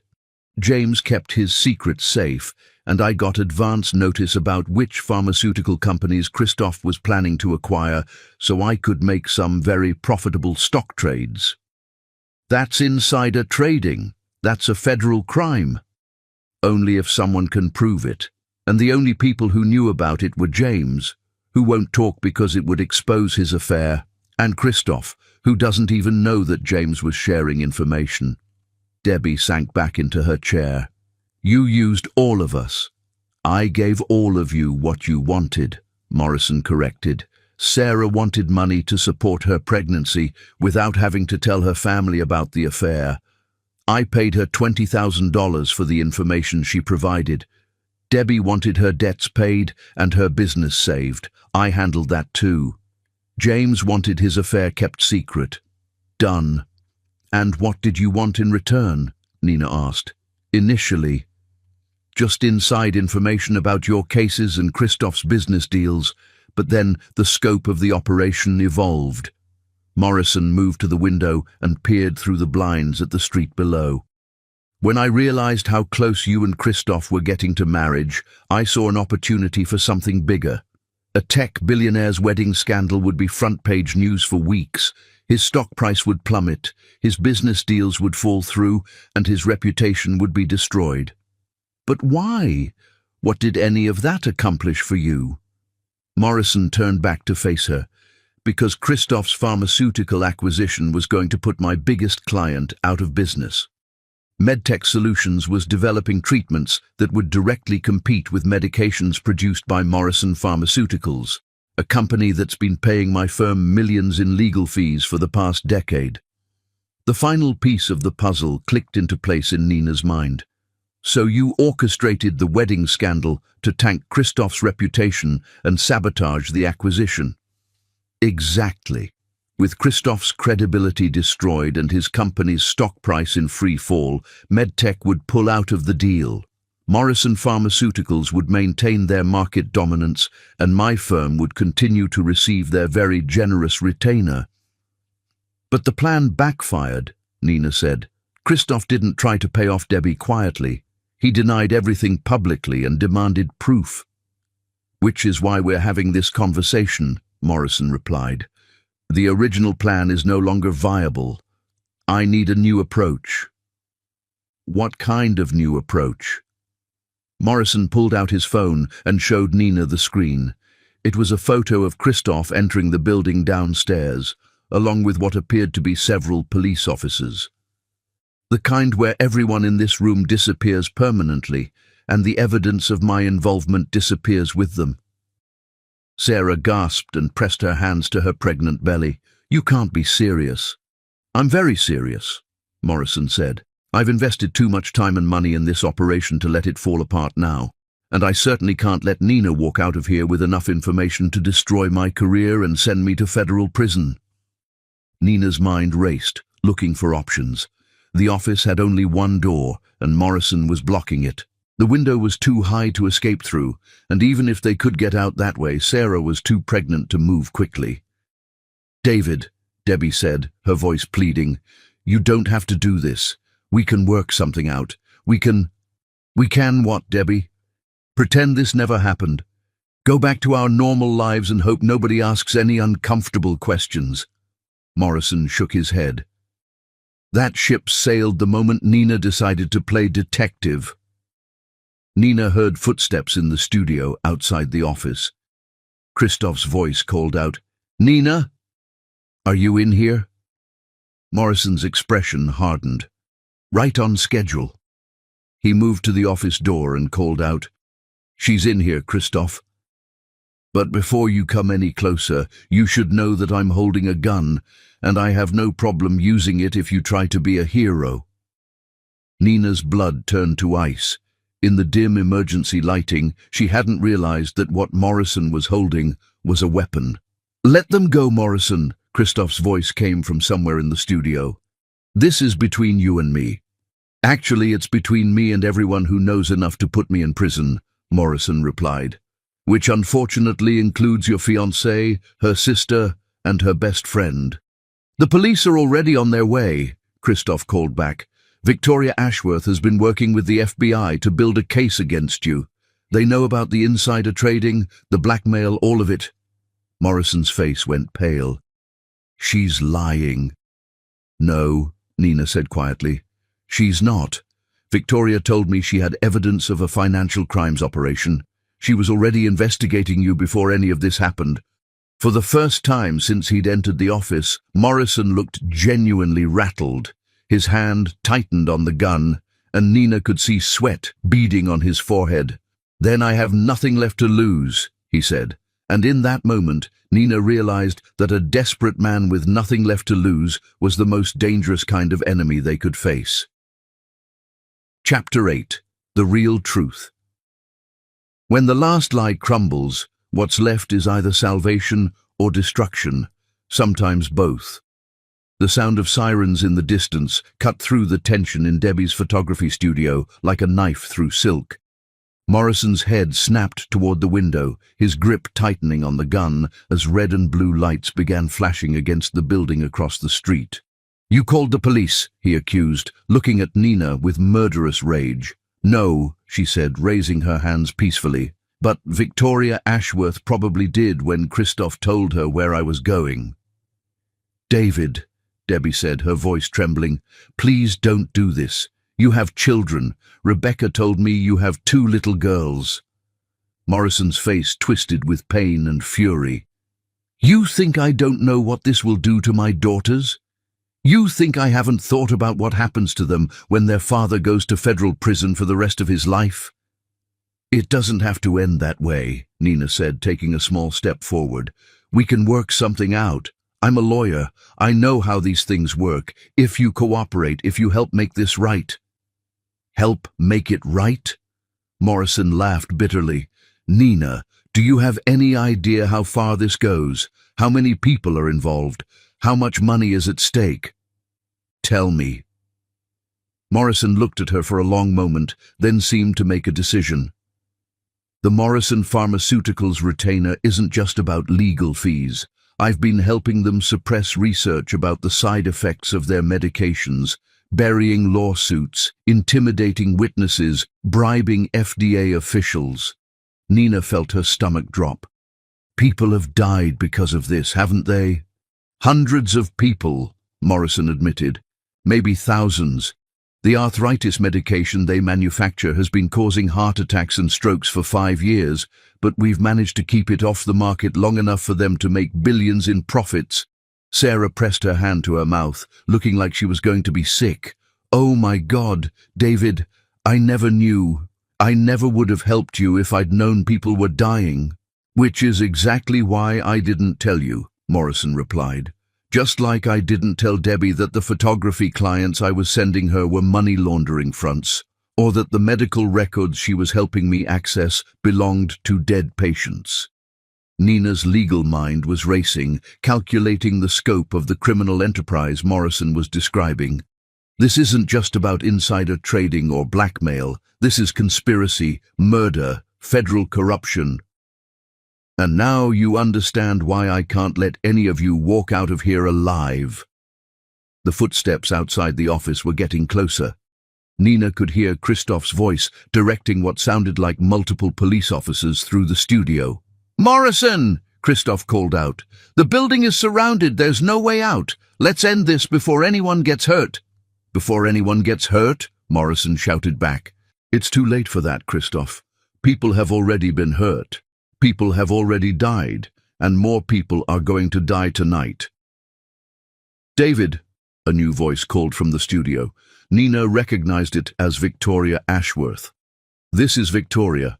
I'm here with Agent Jennifer Walsh from the FBI. We want to make a deal with you." Morrison's eyes darted between the office door and the window. "What kind of deal?" "Full immunity in exchange for testimony against Morrison Pharmaceuticals and their co-conspirators. We know you're not the only lawyer involved in this. We know there are federal officials, pharmaceutical executives, research scientists. We want all of them.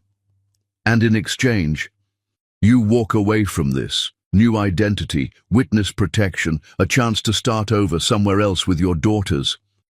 Nina watched Morrison's face as he processed the offer. For a moment, she thought he might actually consider it, but then his expression hardened again. "You're lying," he called back. "There's no deal good enough to make this go away.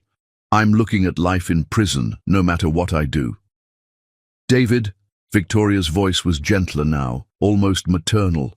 "I know about your wife's medical bills. I know about the experimental cancer treatment that insurance wouldn't cover. I know why you started taking money from Morrison Pharmaceuticals in the first place."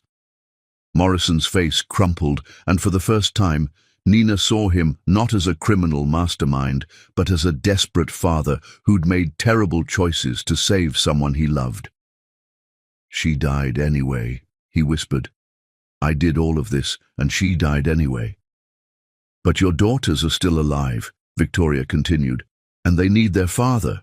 Not in prison, not dead in some photography studio in Soho, but alive and free and able to take care of them." Nina seized the moment. "David, let us help you. Let us help you make the right choice for your girls." Morrison looked at her, then at Sarah and Debbie, then at the gun in his hand. "The right choice," he repeated numbly. "I'm not sure I remember how to make those anymore." The office door suddenly burst open, and Christoph stepped inside, followed by two FBI agents with their weapons drawn. Morrison spun toward them, raising his gun, but Nina moved faster. "David, no!" she shouted, throwing herself between Morrison and the agents. The gun went off. The sound was deafening in the small office, and for a moment, everyone froze. Nina felt a burning sensation along her left arm and realized she'd been grazed by the bullet. But she was alive, and more importantly, Morrison had dropped the gun and was now on his knees, sobbing. "I'm sorry," he kept repeating. "I'm so sorry. I never meant for any of this to happen."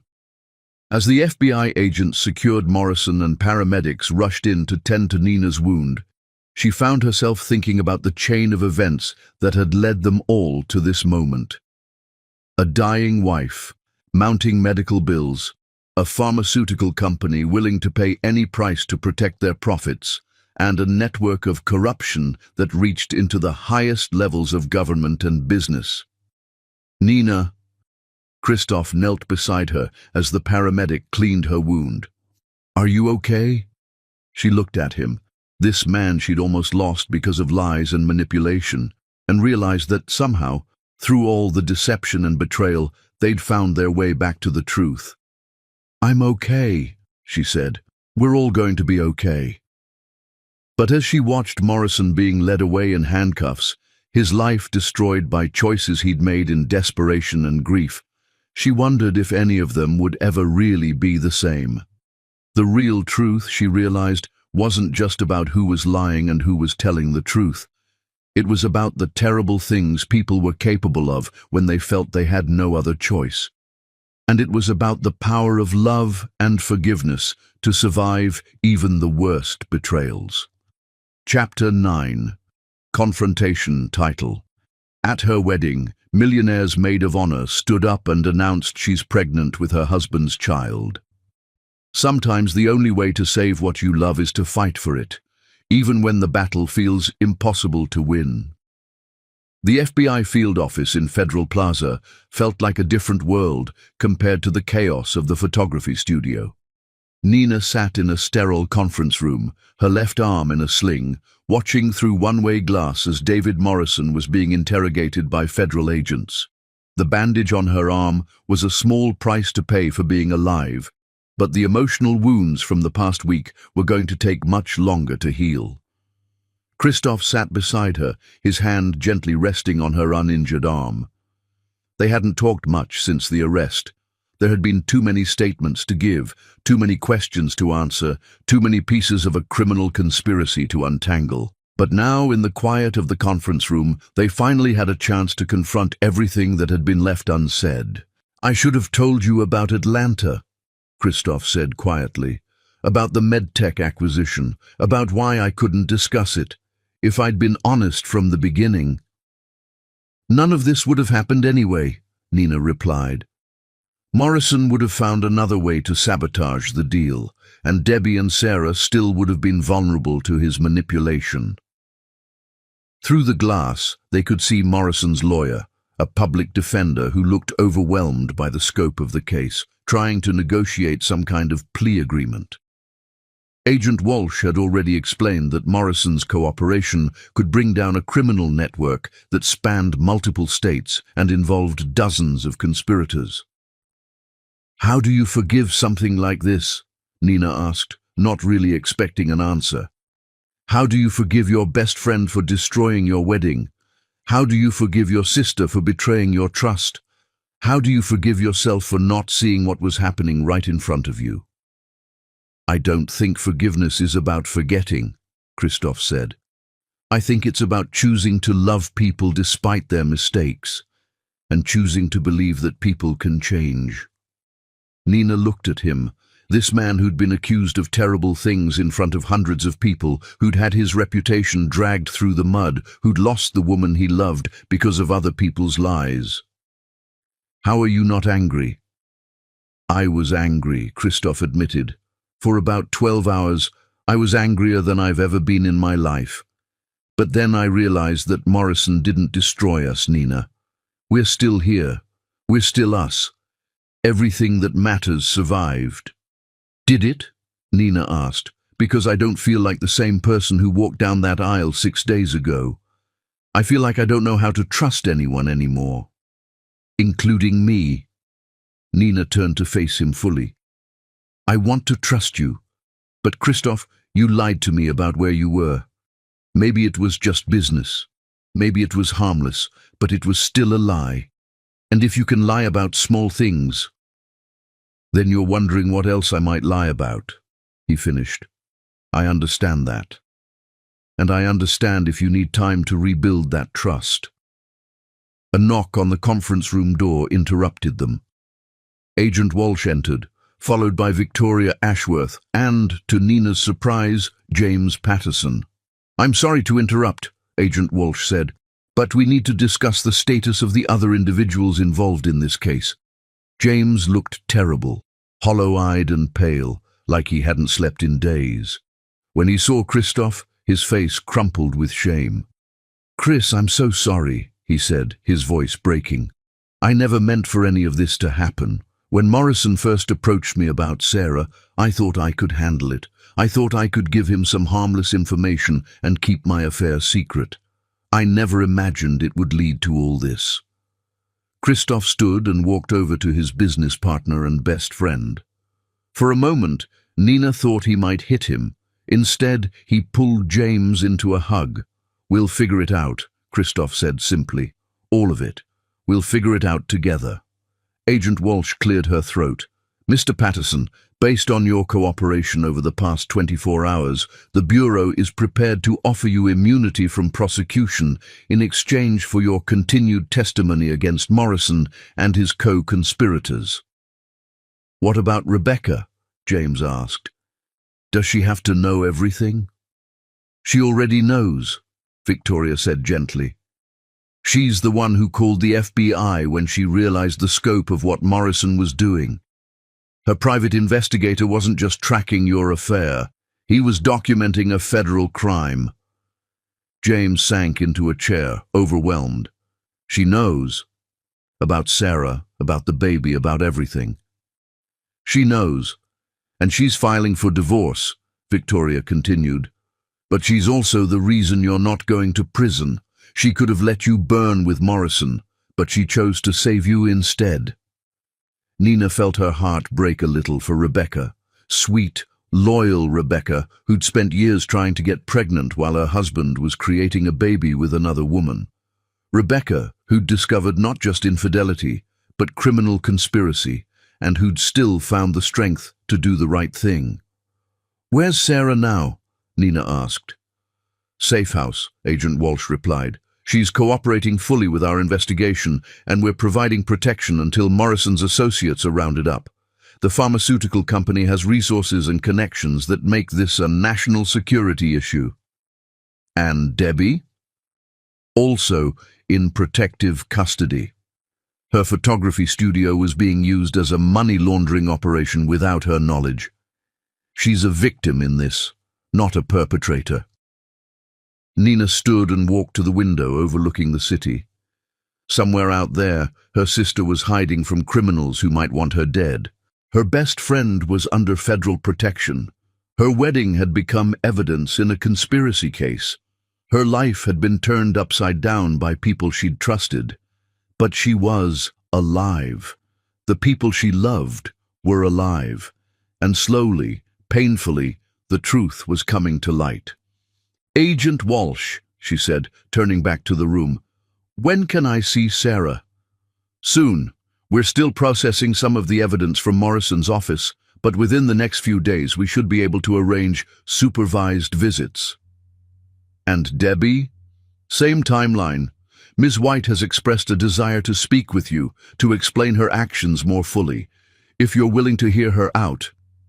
Nina looked at Christoph, who nodded encouragingly. "Yes," she said. "I want to hear what she has to say. I want to understand how we got here." "There's one more thing," Victoria said, pulling out a folder. "The MedTech acquisition. With Morrison's conspiracy exposed, there's no longer any threat to the deal. The pharmaceutical treatments that Morrison Pharmaceuticals was trying to suppress, they could save thousands of lives." Christoph took the folder and flipped through it. The cancer medications, the arthritis treatments, all of this could have been available years ago if Morrison hadn't been burying the research. "Which is why it's more important than ever that this acquisition goes through," Victoria said. "Not just for your business, but for all the patients who need these treatments." Nina watched Christoph's face as he absorbed the information. This was why she'd fallen in love with him. Not just his success or his wealth, but his fundamental desire to make the world better. The pharmaceutical conspiracy had tried to destroy him, but instead, it had given him an opportunity to save lives on a scale he'd never imagined. "What about us?" she asked quietly. Christoph looked up from the folder. "What about us? Do we try again? Do we plan another wedding? Do we pretend the last week never happened?" "We don't pretend anything," Christoph said, setting down the folder and taking her hands in his. "We acknowledge that terrible things happened. We acknowledge that people we trusted betrayed us. We acknowledge that we both made mistakes and that we both have work to do to rebuild what was damaged. And then we decide whether what we have is worth fighting for."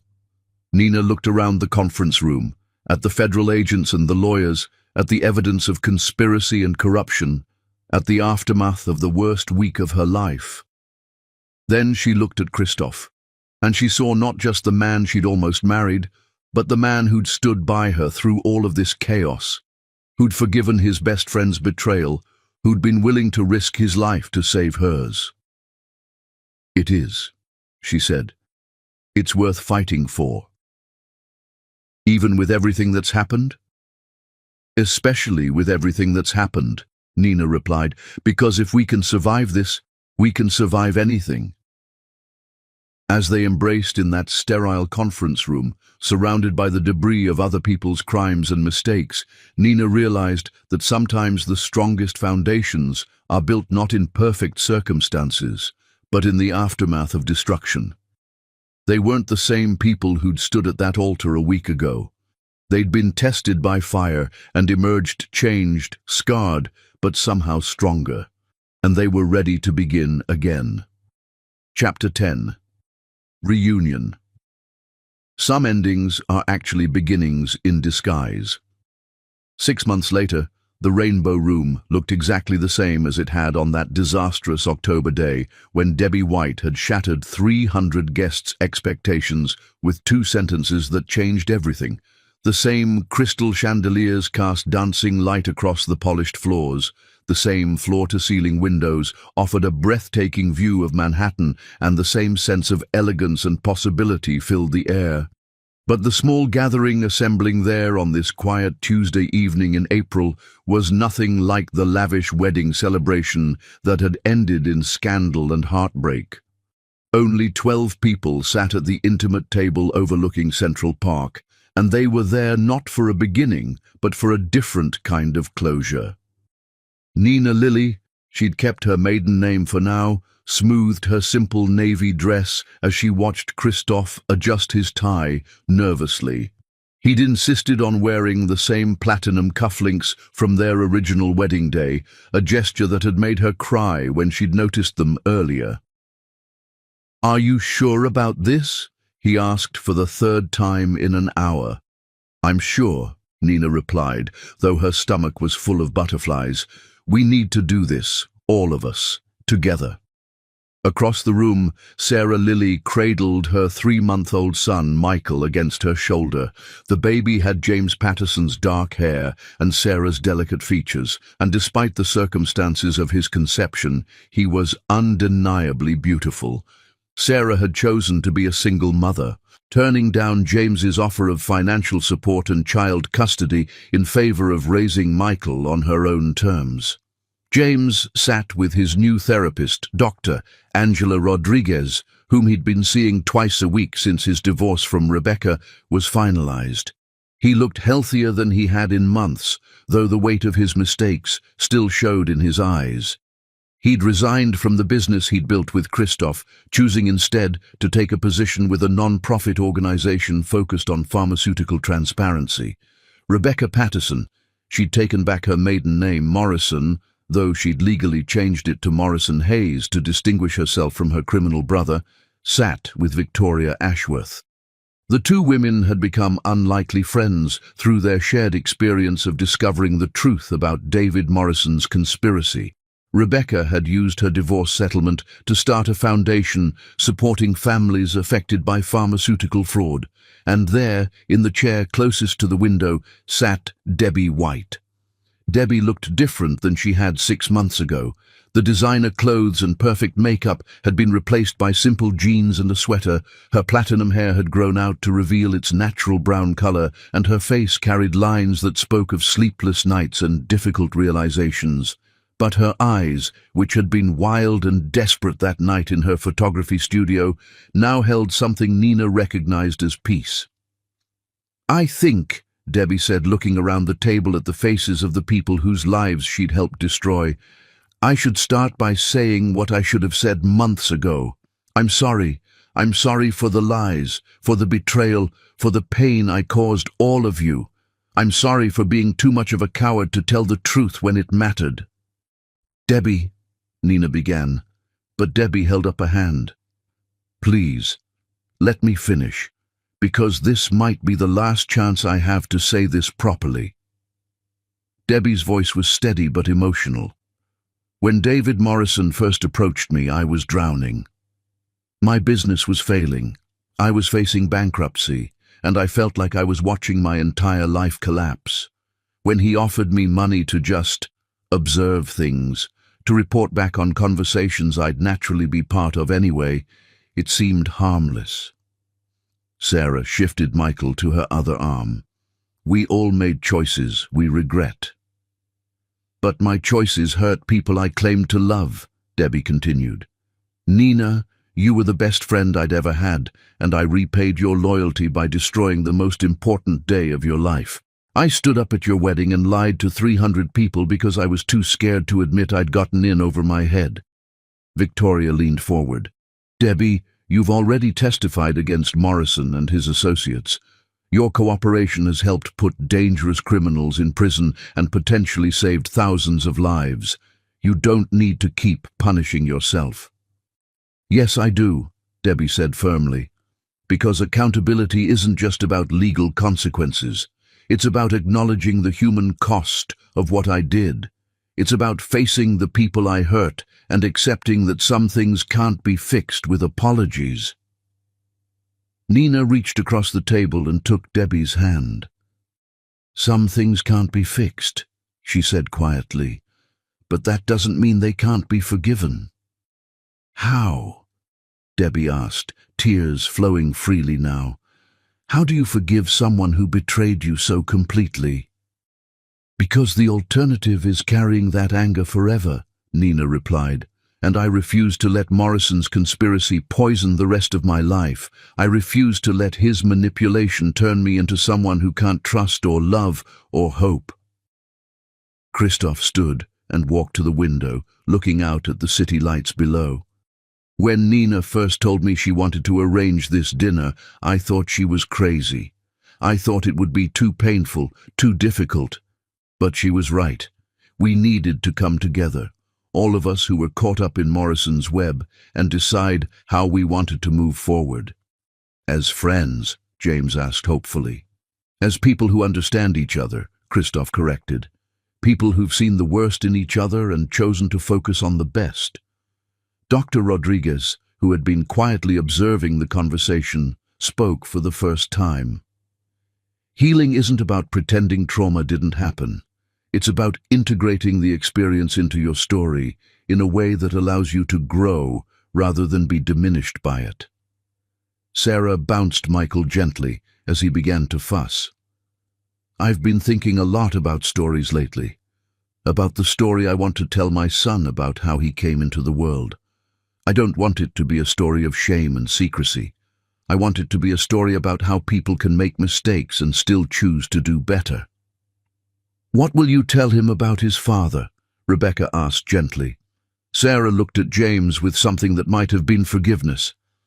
"I'll tell him that his father is a good man who made bad choices, but who owned up to those choices and tried to make amends. And I'll tell him that his father loves him, even though they can't be together." James wiped his eyes and nodded gratefully. Nina stood and raised her glass of sparkling water. "I want to make a toast," she said. "To the truth. It's messy and painful and complicated, but it's the only foundation worth building on." "To the truth," the others echoed, raising their glasses. As they drank, Nina felt a weight she'd been carrying for months finally begin to lift. The perfect wedding she'd planned had been destroyed, but something more valuable had taken its place, a deep understanding of what really mattered. "So," Victoria said with a mischievous smile, "when is the actual wedding?" Nina and Christoph exchanged glances and laughed. "Next month," Nina announced. "Small ceremony, immediate family only, on the beach in the Hamptons. No photographers, no press, no 300-person guest list. Just the people who really matter," Christoph added, looking around the table. "All of you are invited if you want to come." "Even me?" Debbie asked, her voice small. "Especially you," Nina said, "because you're the one who taught me that love isn't about perfect moments or flawless people. It's about choosing to stay together even when everything falls apart." As the evening wound down and the small group prepared to leave, Nina found herself standing at the same window where she'd posed for wedding photos 6 months ago. The view was the same, but everything else had changed. "Any regrets?" Christoph asked, joining her at the window. "About tonight? About forgiving them? About giving us another chance?" Nina considered the question seriously. "No regrets, but also no illusions. We're not the same people who almost got married here in October. We've all been through too much to pretend otherwise." "Is that a good thing or a bad thing?" "It's a real thing," Nina said, "and real is all I want anymore." As they left the Rainbow Room together, walking past the spot where Debbie had made her devastating announcement, Nina realized that the most important truth she'd learned wasn't about who had lied or who had betrayed whom. It was about the difference between a perfect love story and a true one. Perfect love stories ended with fairy tale weddings and happily ever after promises. True love stories continued long after the wedding dress was put away, through the messy work of forgiveness and rebuilding and choosing each other every day, even when it was hard, especially when it was hard. And as she and Christoph walked out into the Manhattan night, hand in hand, Nina knew that their true love story was just beginning.